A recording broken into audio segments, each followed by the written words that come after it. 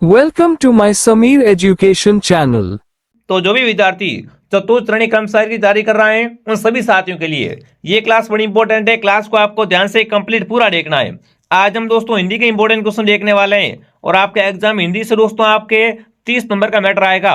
मतलब दोस्तों चतुर्थ श्रेणी के लिए हिंदी है वह बहुत इंपॉर्टेंट विषय है। तो चलिए विद्यार्थियों क्लास का शुभारंभ करते हैं। अपन देखते हैं हिंदी से कैसे कैसे प्रश्न आएंगे। ठीक है ना, इन प्रश्नों को याद कर लो और बढ़िया तरीके से तैयारी कीजिए। तो क्लास का पहला ही क्वेश्चन आपके सामने क्या पूछा है, निम्नलिखित में से विचित्र का पर्यायवाची क्या होगा। फटाफट कमेंट करेंगे। विचित्र का पर्यायवाची क्या होगा वो आपको बताना है। विरुद्ध, प्रतिकूल, विलक्षण या विपरीत। शब्द विचित्र, विचित्र का क्या पूछा आपसे, पर्यायवाची शब्द पूछा है। तो एक बार सभी साथी कमेंट कर देंगे कौन सा ऑप्शन दोस्तों आपका राइट है, विलक्षण। ठीक है ना, विचित्र शब्द का पर्यायवाची क्या होता है, विलक्षण होता है। जो भी ऑप्शन सी कमेंट कर रहा है सी ऑप्शन आपका सही है। ठीक है ना, एक बार सभी साथी क्लास को अपने दोस्तों के साथ में शेयर कर दो है ना। कपड़ा का पर्यायवाची बताइए, बताओ भाई कपड़े का पर्यायवाची क्या होता है, चलन, वसन, गगन या जंगल। फटाफट कमेंट कर देंगे। तो कपड़े का पर्यायवाची क्या होता है दोस्तों आपका, वो होता है वसन। वसन क्या है दोस्तों, कपड़ा का पर्यायवाची होता है। ठीक है ना, पर्यायवाची हो गया, विलोम शब्द हो गए, ऐसे ऐसे क्वेश्चन आएंगे। लोक शब्द का विलोम क्या होगा, विलोम का मतलब होता है उल्टा। लोक का विलोम क्या होगा, फटाफट कमेंट करेंगे दोस्तों। द्विलोक, अलोक, विलोक या परलोक। फटाफट कमेंट करो। चलो दोस्तों, तो लोक का विलोम क्या होता है, परलोक होता है। ठीक है ना, लोक का विलोम क्या होगा, परलोक हो जाएगा। अगला सवाल दोस्तों आपके सामने, आवर्त शब्द का विलोम क्या होगा। आवर्त शब्द का विलोम है वो क्या होगा। ठीक है ना, विमोचित, आचित्र, परिचित्र या दोस्तों अनावर्त। आवर्त का विलोम है वो क्या होगा, फटाफट कमेंट करेंगे। नाम से स्पष्ट है दोस्तों, आवर्त का विलोम या उल्टा क्या होता है, अनावर्त होता है। ठीक है ना, जो भी ऑप्शन नंबर डी कमेंट कर रहा है डी ऑप्शन आपका राइट है। ठीक है ना, जिसने भी क्लास को लाइक नहीं किया है क्लास को लाइक और आर पे स्टडी को सब्सक्राइब कर लो। यहाँ पर दोस्तों आपको चतुर्थ श्रेणी की है संपूर्ण तैयारी करवाई जाएगी, वो भी निःशुल्क। तो फटाफट क्या करें सभी साथी दोस्तों सब्सक्राइब कर ले। अगला सवाल दोस्तों आपके सामने, कौन सा शब्द एक शब्द का विलोम है। एक का विलोम क्या होगा दोस्तों, भौतिक, सांसारिक, परलौकिक या अलौकिक। फटाफट कमेंट करेंगे। एक शब्द का उल्टा क्या होता है दोस्तों, एक का विलोम क्या होगा, परलौकिक। ध्यान रखना विद्यार्थियों, एक का विलोम क्या होगा, पारलौकिक हो जाएगा।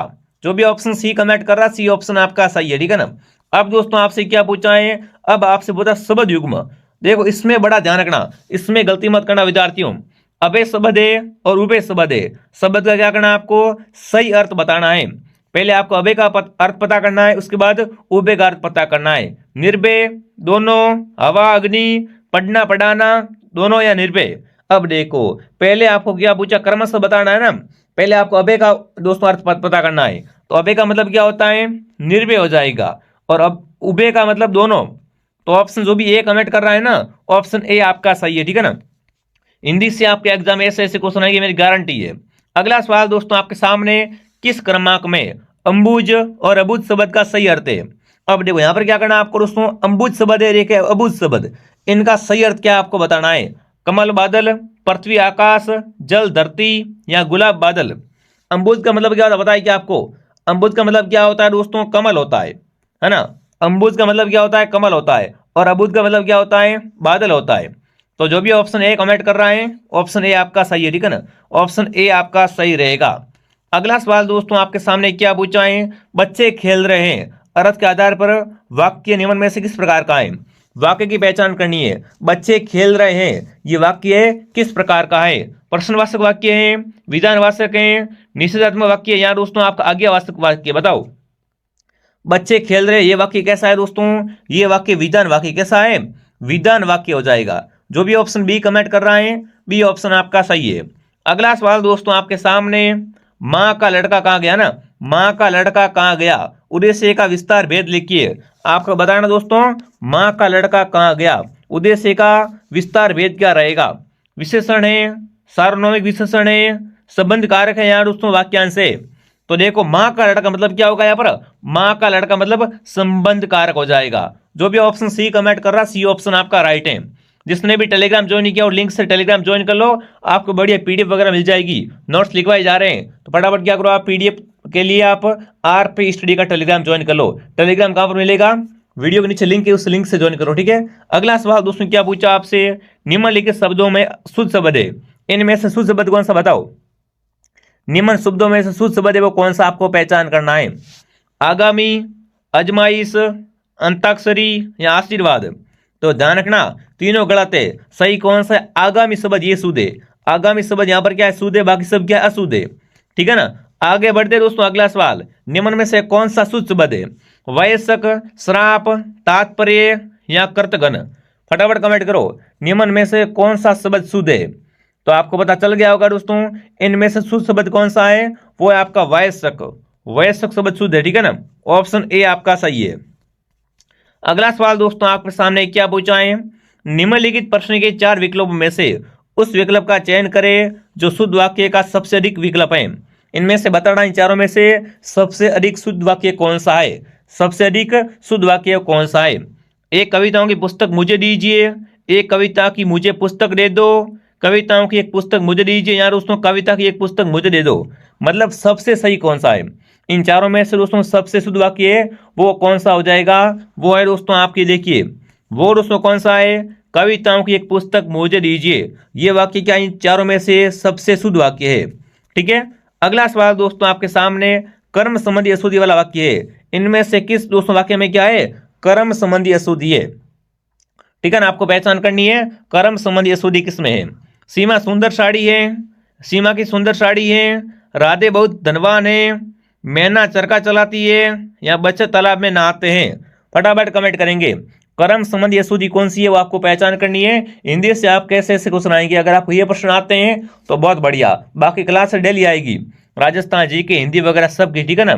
तो बिल्कुल कर्म संबंधी अशुद्धि किसमें है, सीमा की सुंदर साड़ी है। बिल्कुल ऑप्शन क्या रहेगा दोस्तों, ऑप्शन ए आपका राइट रहेगा। ये क्या है दोस्तों, एक कर्म संबंधी अशुद्धि है कि सीमा की सुंदर साड़ी है, या सीमा की सुंदर साड़ी है, या साड़ी सुंदर, ऐसे बोल सकते हैं ना कि सीमा की साड़ी सुंदर है। यहाँ पर उन्होंने क्या कर दिया, कर्म है वो सही से नहीं बताया, ठीक है ना। तो कर्म संबंधी यहाँ पर अशुद्धि है। अगला सवाल दोस्तों आपके सामने, दिनों का फेर होना मुहावरे करते हैं। अरे मुहावरा अपना फेवरेट दोस्तों, दिनों का फेर होना मुहावरे का अर्थ क्या है। देखिए, अजीब हालत होना, बहुत जल्दी जल्दी होना, भागे का चक्कर, या दिन काटे न काटना।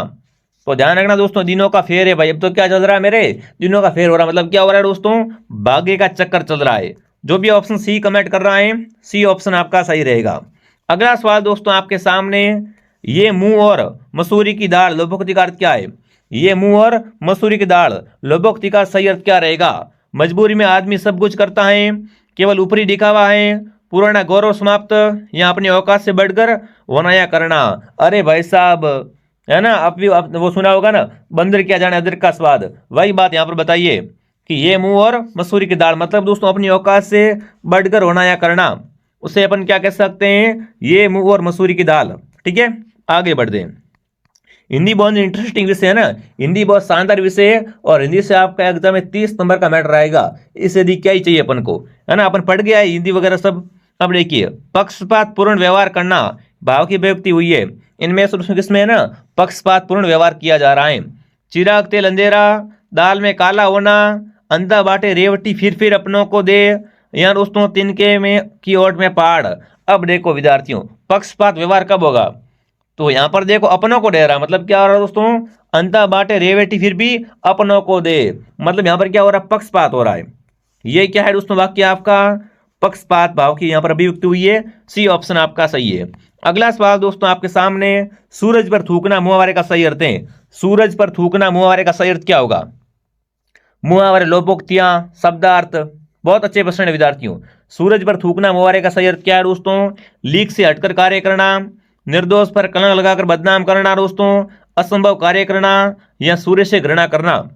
सूरज पर थूकना मुहावरे का सही अर्थ पूछा आपसे, फटाफट कमेंट बता देंगे विद्यार्थियों।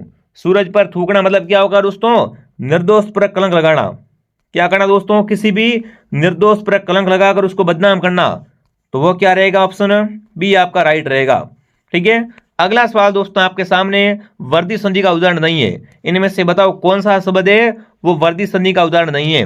अभ्यागत, एक एक, या जलोग, या दोस्तों मौ, बताओ वर्दी संधि किसमें नहीं है दोस्तों। तो अभ्यागत है ना, अभ्यागत में दोस्तों वर्दी संधि नहीं है, बाकी सब क्या है, तीनों के तीनों दोस्तों आपके वर्दी संधि के उदाहरण है। ऑप्शन ए आपका सही है, ठीक है ना। अगला सवाल दोस्तों आपके सामने, भावुक का सही संधि विच्छेद क्या होगा। भावुक शब्द का क्या करना आपको यहाँ पर संधि विच्छेद करना है। बिल्कुल, जिसने भी क्लास को लाइक नहीं किया है, क्लास को लाइक और RPSD को सब्सक्राइब करो, एक बार चेक करो। अगर आपने सब्सक्राइब नहीं किया सब्सक्राइब करो, आपको ही फायदा होगा। क्लास डेली आती है, बिल्कुल फ्री क्लास है, मैं आपको संपूर्ण तैयारी करवाऊंगा। जो जो क्लास आती है ना, उन सभी क्लासों को देखा करो। और बताओ भावुक शब्द का संधि विच्छेद क्या होगा दोस्तों, फटाफट कमेंट कर देंगे। तो भवोधन उक, भावुक और संधि कौन सी है दोस्तों, अयादी संधि। यहां पर संधि कौन सी है, अयादी संधि है। सी ऑप्शन आपका सही है। अगला सवाल दोस्तों आपके सामने, निम्न में से अयादी संधि का उदाहरण है, इनमें से कौन सा एक क्या है आपका अयादी संधि का उदाहरण है। अन्वेषक, गायक, विश्वामित्र या यद्यपि। अयादी संधि का उदाहरण पूछा, कौन सा है वो आपको बताना है, ठीक है ना। कमेंट सबके मैं चेक कर रहा हूं, तो कमेंट सभी कर लेना एक बार, फटाफट कमेंट करो दोस्तों। निम्नलिखित में से अयादी संधि का उदाहरण है वो कौन सा है। तो अयादी का उदाहरण गायन है। गायन क्या है दोस्तों आपकी, इसमें अयादी संधि है, ठीक है।